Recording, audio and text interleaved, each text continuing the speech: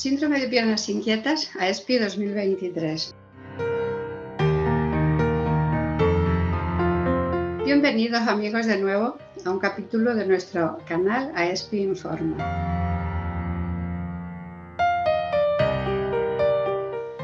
Os damos las gracias a todos aquellos que nos estáis siguiendo y especialmente a los que os molestáis en ponernos comentarios, sugerencias y agradecimientos.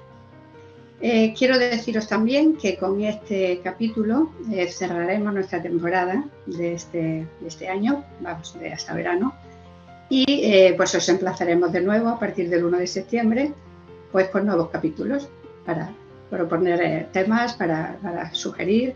En fin, nosotros iniciaremos y os iremos dando opción de que nos comentéis y propongáis.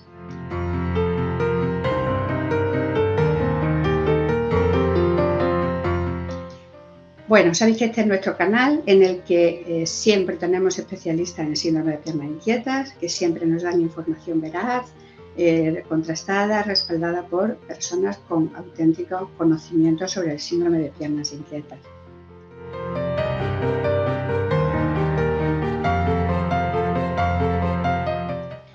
Como sabéis también, contamos con la colaboración de Información Sin Fronteras.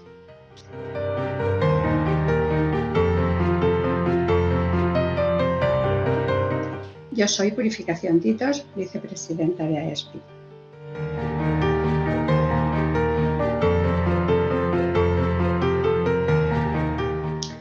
Hoy hablaremos con una buena colaboradora de AESPI, la doctora Celia García Malo. Ella es especialista en neurología y experta en medicina del sueño. Es gran conocedora también del síndrome de piernas inquietas, como no podía ser menos. Ella ejerce en la clínica Cisne de Madrid, donde todos aquellos que deseéis podéis encontrarla para concertar una consulta tanto presencial como online, que os atenderá con mucho gusto. La doctora Celia García Malo nos dio una charla el año pasado que rezaba así: SPI, manifestaciones clínicas, tratamiento y manejo de enfermedades asociadas. Os lo recuerdo por si la ubicáis y recordáis que nos habló muy bien en esa charla. Hoy, sin embargo, hablaremos con ella sobre el tema del hierro en el SPI. Bienvenida, doctora García Malo, muy agradecida por su colaboración. Hola, buenos días, Purificación. Y en primer lugar, muchísimas gracias a AESPI, a los amigos de AESPI, por brindarme la oportunidad de poder estar con vosotros compartiendo este ratito y esta entrevista. Bueno, los agradecidos siempre somos nosotros, doctora. Doctora, vamos a entrar en materia. Todos los que sufrimos síndrome de piernas inquietas oímos hablar continuamente del tema del hierro. Bien, porque nos lo miran habitualmente en nuestras analíticas para ver cómo anda la ferritina, con la que estamos relativamente familiarizados, o incluso porque algunos de nosotros hemos sido tratados con hierro oralmente en muchos casos e incluso en intravenoso. Entonces, la primera pregunta que yo le quería hacer, doctora, ¿es tan importante el hierro? ¿Qué importancia tiene el hierro en el síndrome de piernas inquietas? Bueno, pues me alegra mucho cómo formulas la pregunta, porque a mí lo que me gustaría como médico es encontrar pacientes que ya hayan sido evaluados a nivel de hierro periférico, pero aún, aunque os parezca sorprendente a muchos, aún veo pacientes en los que nunca se ha mirado el hierro. No digo cerebral, me refiero al hierro de una analítica de sangre normal y corriente. Y esto la verdad me pone un poco nerviosa, porque si, bueno, nada más estudiar la enfermedad, ¿no?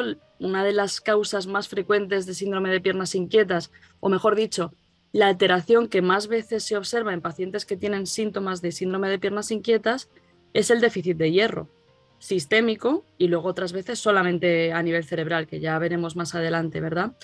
Pero es en un porcentaje muy, muy, muy alto, y os puedo decir incluso un 85% de los casos, es la causa de la enfermedad. Por lo tanto, yo como médico no entiendo que los pacientes lleguen a la consulta con un tratamiento ya puesto a lo mejor desde hace 5 años, pero que cuando les hablas del hierro, pues ponen una cara de perplejidad y dicen: a mí nadie me ha dicho nunca nada, me hacen analíticas porque me controlan el colesterol, me controlan la función renal, me controlan tal, pero nadie nunca me ha mirado el hierro. Y haciendo otro paréntesis dentro de lo que es una analítica completa, también yo creo que para los pacientes es importante saber que muchas veces los laboratorios, cuando uno no tiene anemia, es decir, cuando la hemoglobina está normal, no se añaden parámetros que estudian el metabolismo del hierro, porque se da por hecho que si el paciente no tiene anemia, no hay por qué estudiar esos parámetros de hierro. Y esto en síndrome de piernas inquietas es incorrecto, porque la mayor parte de las personas con piernas inquietas no tienen anemia, pero sí que debemos estudiar el metabolismo del hierro. Y eso el médico que hace la solicitud al laboratorio, según los laboratorios, pues a veces hay que poner un comentario, ¿no? Como una especificación de en este paciente, por favor, mira la ferritina, mira la saturación de transferrina, mira todos los parámetros que estudian el metabolismo del hierro. No te quedes solo en la hemoglobina y si es normal ya te quedes como súper tranquilo. Comprendo, es muy importante. Según esa doctora, ¿qué alteraciones se pueden ver en la analítica de un paciente que padece SPI? Pues habitualmente, cuando el paciente llega a la consulta, yo os cuento un poco lo que yo veo, ¿no? Habitualmente. El paciente llega y dice, me han hecho estos análisis, pero doctora, está todo normal. Y efectivamente, está todo normal, porque si pues tú lo ves en general y te vas fijando en los asteriscos que te pone el laboratorio, pues está todo normal. O sea, si el punto de corte, pues no lo sé, me lo estoy inventando, de la ferritina es que esté por encima de 10, la inmensísima mayoría de pacientes con piernas inquietas están por encima de 10. Es decir, no tienen una ferritina excesivamente baja para el punto de corte del laboratorio. O sea que en la analítica es posible que no veamos nada si lo vemos sin tener más conocimientos, ¿no? Pero, ¿por qué es importante ver esa analítica con otros ojos? Porque las guías, que son de 2018, las guías de cómo utilizar la reposición de hierro, cómo tratar con hierro en piernas inquietas, nos dicen que con una ferritina por debajo de 300, el primer tratamiento es poner hierro. Así que vamos a poner un ejemplo cualquiera, ¿no? Una paciente con una ferritina de 25, que está dentro de lo normal para el laboratorio, tiene un margen terapéutico muy amplio, porque si estamos en 25, imagínate cuánto queda para llegar hasta 300, ¿vale? Por eso es importante que la analítica en general va a ser normal, porque, hombre, te encuentras algún caso con un déficit de hierro ya muy manifiesto, ¿no? Con una ferritina de 4, ¿vale? Puede ser. Pero la inmensísima mayoría de pacientes con piernas inquietas tienen una analítica que vista con ojos, pues eso, de buscar los asteriscos, va a ser normal. Si el déficit de hierro es exclusivamente cerebral, ¿tiene interés en las técnicas de cuantificación cerebral del hierro? Claro, es que aquí el problema de las piernas inquietas es que, aunque la analítica de hierro periférico sea normal, el 85-87% de los pacientes tienen un déficit de hierro en el cerebro, en algunas zonas, sobre todo una zona que se llama sustancia negra, en la que no se capta bien el hierro. Es decir, es como si hubiese un problema en el transporte de la sangre al cerebro y ahí no hay suficiente hierro. En ese caso, o sea, como esto es lo que ocurre en la mayor parte de los pacientes con piernas inquietas, obviamente vamos a tener una analítica de hierro periférico normal, pero si hacemos una técnica de cuantificación de hierro cerebral, en la mayor parte de los casos podemos observar un déficit de hierro cerebral. ¿Qué importancia tiene el déficit de hierro cerebral? Pues los pacientes que tienen el hierro cerebral más bajo son los que más se benefician cuando tú les pones tratamiento con hierro vía oral o intravenoso. Entonces es importante saberlo porque de cara a cómo te planteas el tratamiento, te puede dar información sobre si ese paciente es buen candidato a recibirlo o si por el contrario, pues es más, no sé cómo decir, o sea, tienes como más miedo a que el tratamiento no sea útil en ese paciente si el hierro cerebral está más bien normal o incluso normal del todo, ¿no? Que a veces ocurre. Por eso, hombre, de técnicas de cuantificación de hierro cerebral hay muchas. A veces en investigación se usa la resonancia, pero la que es más accesible y más barata y más rápida porque se tarda en hacer 5 minutos es la ecografía. Es una ecografía especial porque necesitas un equipo que esté bien configurado y que sea potente para verlo. Eh, y nada, pues se puede utilizar en la consulta. Ya te digo que es muy rápido y la ventaja de la eco también es que al final no es tan complejo como ir a hacerte una resonancia, tal, porque es que como tienes el ecógrafo en la consulta, pues le dices al paciente que se tumbe en la camilla, se hace por esta zona de aquí, justo por encima y por delante de la oreja, y lo ves y tardas bastante poco y ya digo que da una información que es muy útil. Entonces, doctora, si nuestros médicos, nuestros neurólogos, cuando los visitamos, no proponen hacer esa eco, podríamos nosotros humildemente sugerirlo o preguntarles por qué no nos averiguan ese hierro cerebral con esa eco. Claro, el Podríamos problema es que solicitarlo. aún su uso no está tan extendido. O sea, para otras enfermedades sí, porque de hecho la técnica es igual que la que se utiliza, por ejemplo, en algunos casos de parkinsonismo. Es el mismo ecógrafo y demás. Lo que pasa es que a nivel de neurología no se tiene tanta, no sé si decir cultura o trayectoria sobre el uso de la ecografía en piernas inquietas. Entonces, bueno, se puede decir, en algunos sitios sí que se hace, en algunos sitios de España, pero no se incluye dentro del protocolo diagnóstico del síndrome de piernas inquietas, por ejemplo. Yo, en mi experiencia, sí que creo que es útil. O sea, al final, cuanta más información tienes sobre la enfermedad, pues obviamente creo que mejor vas a tratar al paciente, igual que si te sientas a dedicarle tiempo a las otras patologías que tenga el paciente, a los otros tratamientos que tome. Esto es como todo, ¿no? El grado de lo que quieras profundizar en un paciente en concreto, ¿no? Y cuanta más información tengas, pues yo creo que es muchísimo mejor. Pero lo que sí que es imprescindible, y yo creo que eso es un mensaje general para pacientes y para médicos, es que nadie, ningún paciente con piernas inquietas, puede estar sin una analítica de hierro. O sea, eso no puede Al existir. menos, Sí. aunque no lleguemos a la eco, pero por lo menos Eso es. sí, yo a veces cuando llama gente preguntando, una de las cosas que les pregunto, ¿pero ya te han hecho alguna analítica? Y muchos dicen no, exactamente, Pues eso es una gran labor que hacéis. Eso es muy importante. informar. Entonces, doctora, ¿qué papel tiene el hierro en el tratamiento del síndrome de piernas inquietas? Pues fíjate que antes citaba las guías de 2018, es el primer tratamiento. O sea, es la primera línea, es lo más básico realmente, ¿no? Porque es muy, el hierro es un tratamiento bastante sencillo, de hecho es algo natural porque está en la dieta, pero fíjate la importancia que tiene que va dirigida a la causa de la enfermedad. El resto de tratamientos que no son el hierro se consideran tratamientos sintomáticos, que están bien, o sea, son fármacos que son muy útiles y muchos pacientes los necesitan. Pero esto es como un tratamiento sintomático, al fin y al cabo es, me duele la cabeza, me tomo un paracetamol. El hierro tiene esa peculiaridad y es que va dirigido a la causa fundamental de la enfermedad. Entonces, siempre que se pueda utilizar el hierro, debe utilizarse en primera línea, porque es el tratamiento más seguro y uno de los más efectivos. Y si no lo usas, pues te estás perdiendo muchas cosas, estás perdiendo una opción terapéutica que es la primera. Hay muchos pacientes en los que si mejoras el hierro, el sistémico y el cerebral sobre todo, mejoran los síntomas. Algunos se curan, entre comillas, ¿no? O sea, algunos cuando mantienen esos niveles de hierro normales, remiten los síntomas. Otros, en cambio, ¿qué ocurre? Pues que disminuyen los síntomas y eso te abre la puerta para que reduzcas otros fármacos sintomáticos o incluso para que dejes tratamientos sintomáticos para noches que son particularmente molestas o, bueno, pues días que por lo que sea el síndrome de piernas inquietas está peor y esos días el paciente pues le dices que se puede tomar su tratamiento sintomático.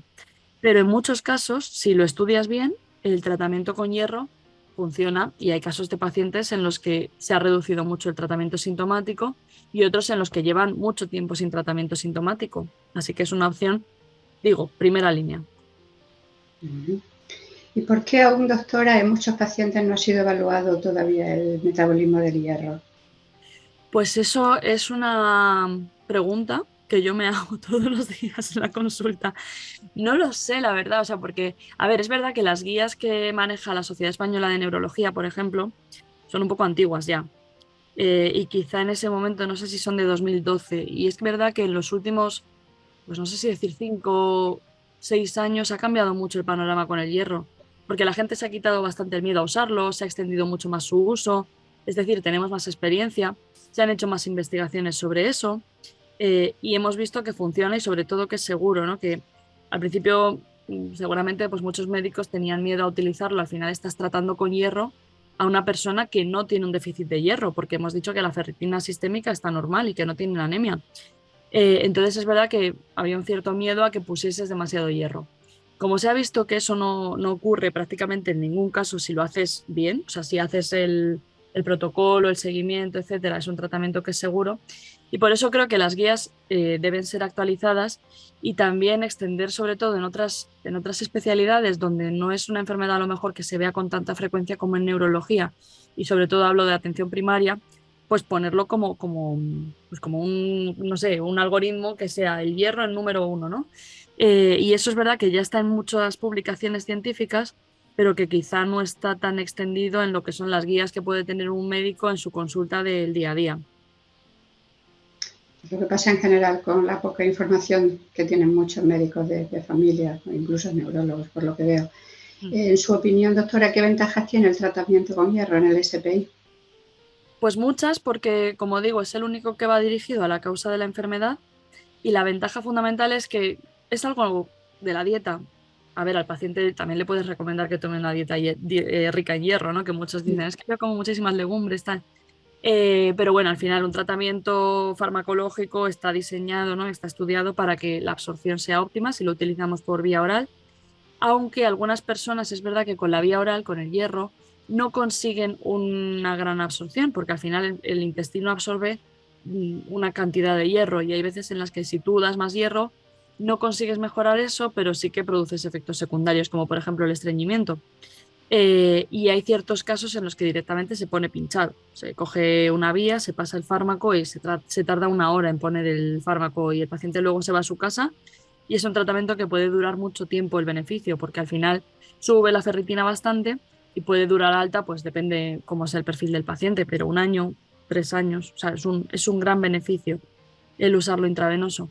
Y la gran ventaja es la comodidad de administración en cuanto al intravenoso y la seguridad del fármaco, ¿vale? Porque es un fármaco que se tiene mucha experiencia y si se hace correctamente, pues no suele haber ningún tipo de problema. ¿Cómo se administra entonces el hierro, doctora? El intravenoso. ¿Es una única transfusión, digamos? Bueno, no se llama así, ¿no? O, Dosis. dosis, sí, disculpe. O tiene que hacerse con frecuencia, porque yo personalmente conozco a personas que me han dicho, es que me han puesto 4 dosis, 8 dosis, un montón de dosis, y aún así pues me sigue diciendo el doctor que sea que me trata que continúe. ¿Eso ha de ser así frecuentemente de por vida o basta Pues con...?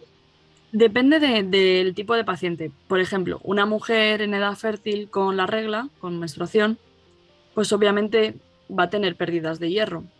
Entonces, en una mujer en esta edad, pues quizá necesite una dosis, depende de cómo sean las pérdidas, de si es una regla muy abundante o no tan abundante. Eso también hay que verlo con el ginecólogo. Pero quizá necesite repetir el tratamiento pasados unos meses o un año.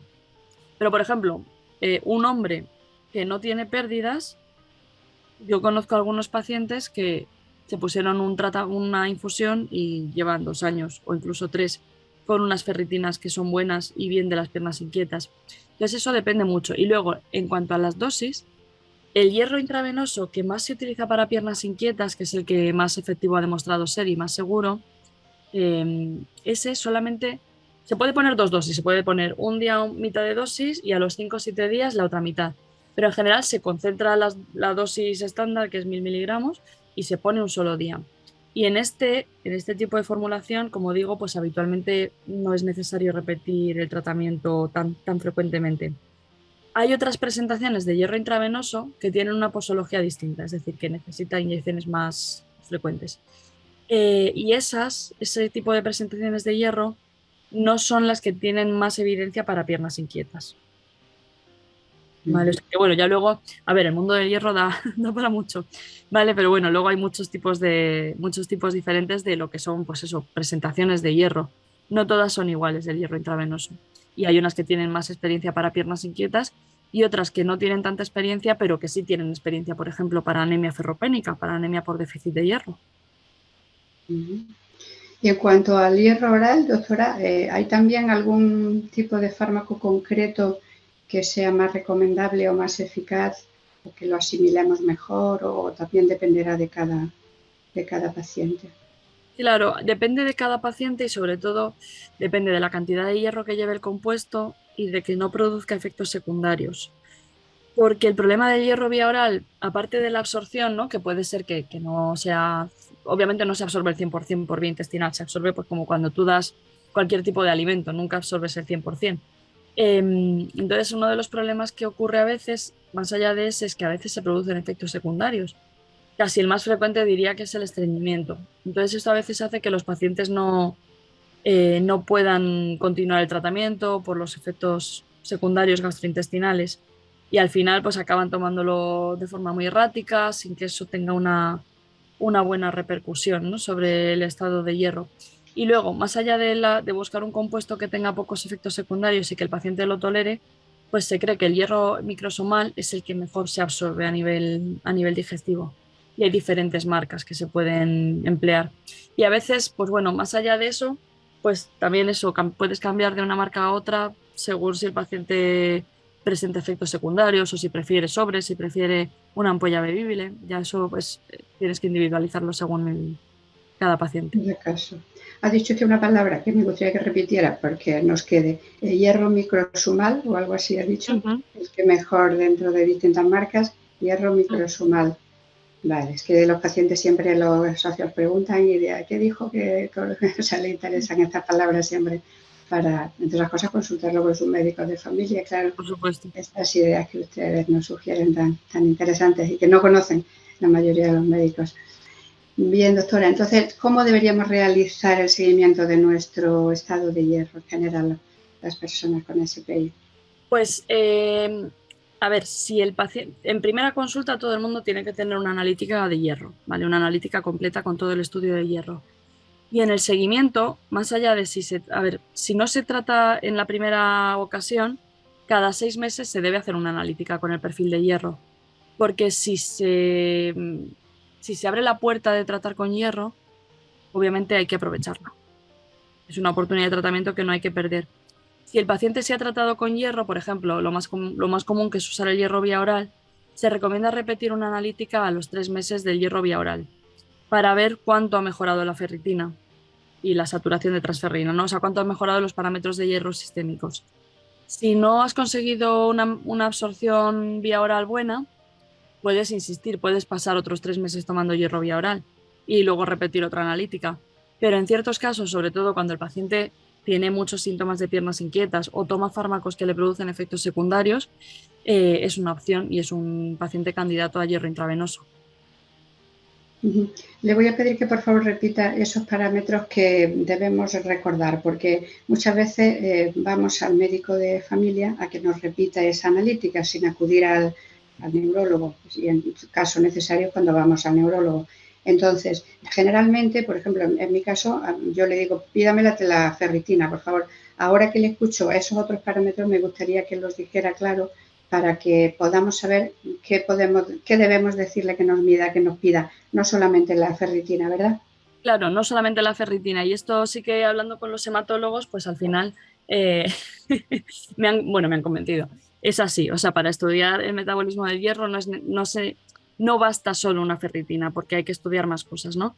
Entonces, habitualmente se estudia la ferritina, el índice de saturación de transferrina, la transferrina, un parámetro que se llama TIBC, que es la capacidad de fijación del hierro, el hierro, y creo que ya he dicho todos.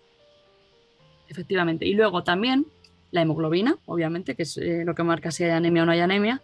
Y también conviene añadir, si es posible, dos determinaciones que no tienen que ver con el hierro, que son VSG, la velocidad de sedimentación, y la PCR, la proteína C reactiva. ¿Por qué conviene tener estas dos? Porque son marcadores como de inflamación y de procesos crónicos, ¿no? Y es importante porque algunas personas, por ejemplo, con, no sé, con psoriasis, con no sé, con una artritis reumatoide, con una enfermedad de Crohn, con algunas enfermedades que son sistémicas inflamatorias, tienen ferritinas altas, porque es un marcador de inflamación, pero que no demuestran un exceso de hierro, sino que es por la propia inflamación. Por eso, si tienes una ferritina alta, con una proteína C reactiva y con una velocidad, con una VSG también alta, sugiere una inflamación crónica, no una ferritina alta, de verdad. ¿Vale? Entonces, sí es posible, ¿vale? Eso sería como lo ideal, Lo ideal. ideal.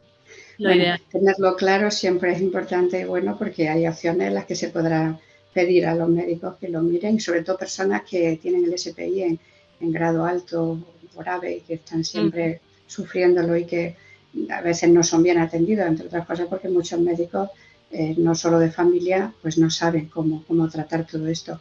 Nuestra recomendación, de todas maneras, doctora, supongo, es la nuestra siempre en la asociación, a todo el que nos llama, a todo el que nos consulta, pero quiero que usted reitere la recomendación importante y principal a todos los que crean tener síndrome de piernas inquietas o incluso sepan que lo tienen, de que lo suyo no es que se queden en espera a ver si esto mejora, sino que deben recurrir a un neurólogo principalmente, ¿verdad? Un neurofisiólogo. Sí, por supuesto. Y luego además, otra cosa que ocurre muchas veces con piernas inquietas y con insomnio, porque las piernas inquietas recordemos que afecta muchísimo al sueño y muchísimo a la calidad de vida, es que muchos pacientes se automedican. Pues eso, ya entras un poco en el bucle de la desesperación, entre comillas, ¿no? Y acabas tirando de lo que pillas, ¿no? De lo que pues Sí, te da tu prima, te da no sé quién. totalmente. Entonces eso complica la situación, porque además de tener las piernas inquietas y el insomnio, pues vas a tener un fármaco que te puede producir efectos secundarios, porque no todos sirven para piernas inquietas y no todos los hipnóticos sirven para tratar el insomnio de las piernas inquietas. Muchos pacientes, de hecho, pongo un ejemplo común, la dormidina, ¿no? Es un antihistamínico muy antiguo que se utiliza como algo. Casi todos los pacientes en la consulta me dicen que es algo natural, pero no es natural, es un antihistamínico como el que se usa para la alergia. Entonces lo usan como hipnótico, ¿no? Porque está en la farmacia, pone dormidina y duerme toda la noche tal. Y este fármaco hipnótico te empeora las piernas inquietas. Entonces, claro, ¿te puede sedar? Pues sí, puede ser que duermas, pero nunca vas a tener buena calidad de sueño porque tienes un síndrome de piernas inquietas y probablemente ese fármaco te lo empeore. Entonces, yo creo que es fundamental que el paciente consulte porque, a ver, depende mucho de cada paciente. Hay casos más graves y casos más leves, pero todos tienen tratamiento y es un tratamiento que tiene que ir dirigido a las piernas inquietas, no al insomnio matando moscas con cañonazos, ¿no? Eso no tiene sentido. Y luego, purificación, he tenido la duda de si he dicho bien el tema del hierro, porque creo que he dicho microsomal y no es microsomal, es liposomado. Es que se me ha cambiado la palabra, es hierro liposomado. ¿Vale? Bien. Entonces hay distintas marcas en el hierro liposomado. Ese se supone que es el que mejor se absorbe a nivel digestivo, a nivel intestinal. Perfecto, muchísimas gracias por la aclaración. Pues tiene mucha razón, doctora, exactamente. Hay mucha gente que hacemos mal lo de los tratamientos, o bien porque no persistimos en ellos, si es el hierro, o bien porque pillamos, como dice, cualquier cosa que ayude.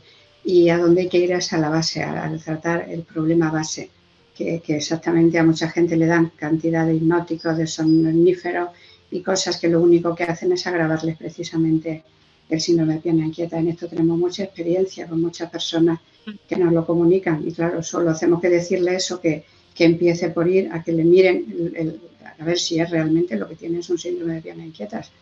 Y bueno, pues Claro, y es que a veces se mezclan muchísimos fármacos. O sea, yo veo pacientes, igual también estoy un poco sesgada porque veo pacientes complejos, ¿no?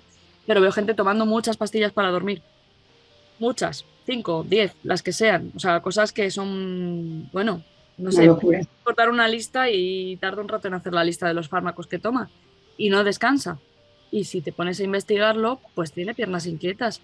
Y esos fármacos no van a mejorar el sueño de esa persona. Entonces, lo primero es ir al médico y tener un diagnóstico. Eso es lo básico de cualquier enfermedad, claro.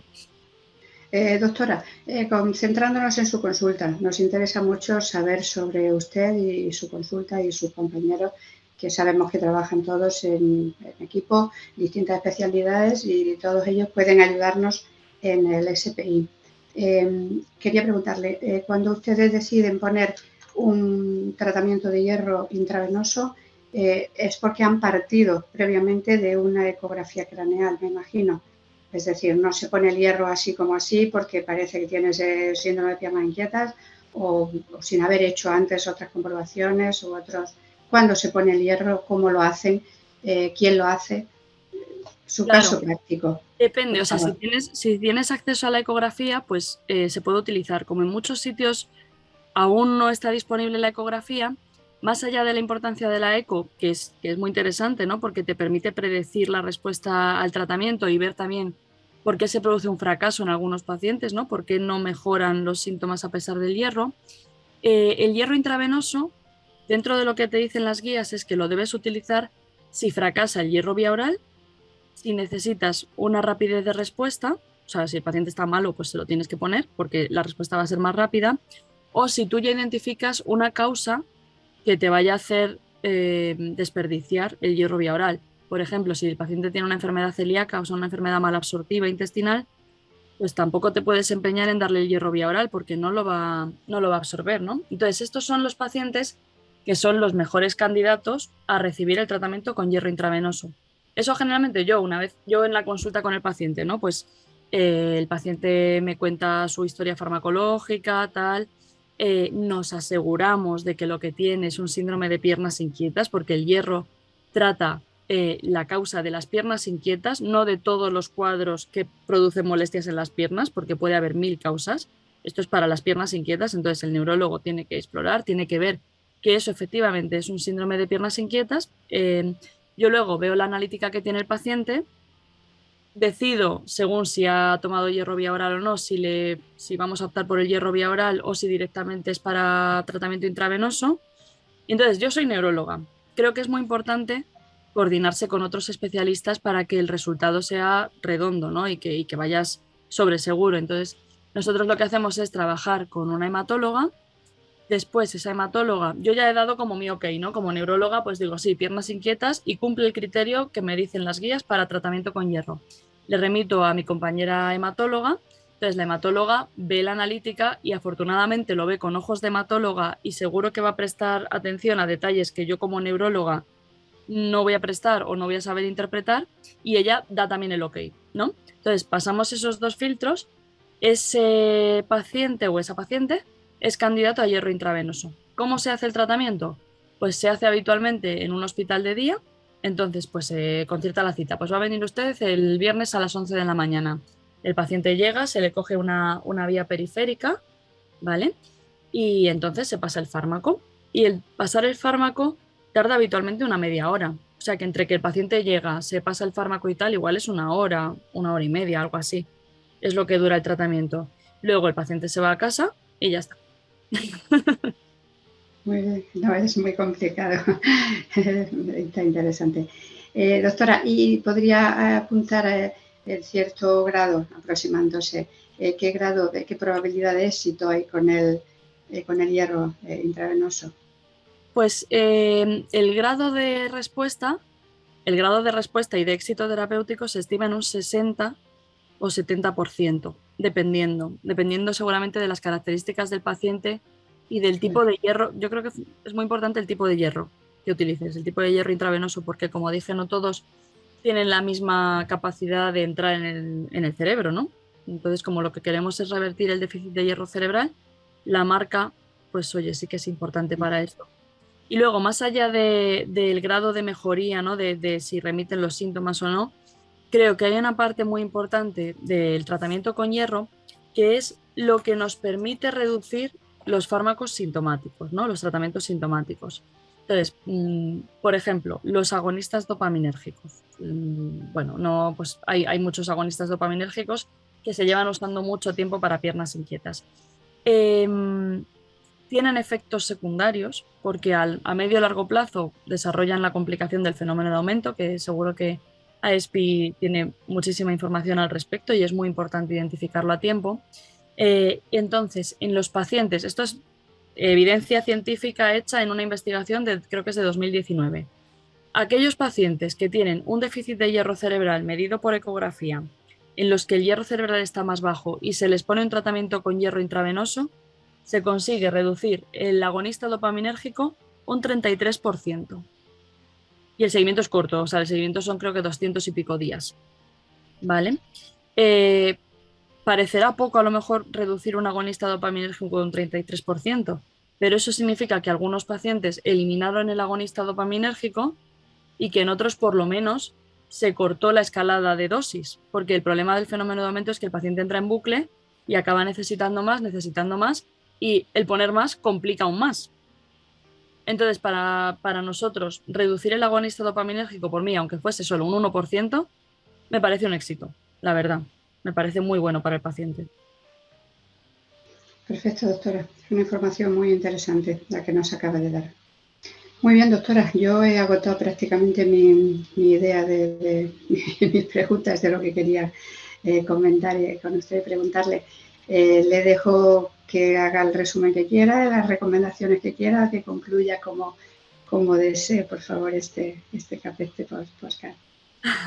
Pues nada, concluyo con un mensaje para todos los pacientes de piernas inquietas y para todos los médicos que tengan relación con la enfermedad. No puede haber ningún paciente que no tenga una analítica con el estudio del hierro. Eso no puede existir, no puede ser. Entonces, algo se está haciendo mal. Que todos tomemos conciencia de la importancia que tiene conocer el estado del hierro, ¿vale? Y en aquellas personas en las que sea adecuado, usarlo como primera línea. Es un fármaco que es útil y es seguro. Esperamos que esta interesantísima conversación con la doctora Celia García Malo haya sido de vuestro interés. Creo que ha aportado información muy, muy buena, de la que preguntáis continuamente sobre el hierro y todo lo relacionado con él. Con esta charla, entonces, con esta conversación, damos por terminada la temporada, entramos en verano y os esperamos, ya os iremos informando a partir de septiembre de nuestros nuevos podcasts, de nuestras nuevas entrevistas, y sugerimos, pedimos siempre la colaboración de que nos sugiráis temas, médicos a los que podamos entrevistar, y bueno, y agradeceros muchísimo que estéis ahí, y nos despedimos, pues eso, hasta la próxima, amigos, ¿vale? Nuestros mejores deseos y hasta la vuelta.